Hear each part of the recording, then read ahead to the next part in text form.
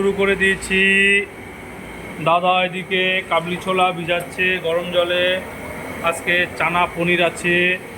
এদিকে আম সেদ্ধ বসিয়ে দিয়েছে, আমের চাটনি আছে। এখানে মশলাপাতি সাজানো হয়েছে।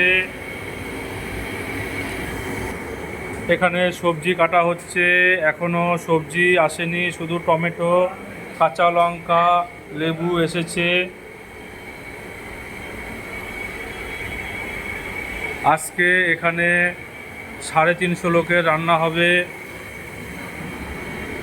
আজকে আছি আমরা ভাসিলা স্টেশনের পাশেই এক লজে রান্না করছি। আজকে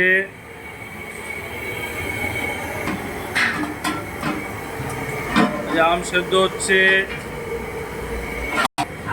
এটা হচ্ছে দুপুরের রুই মাছ।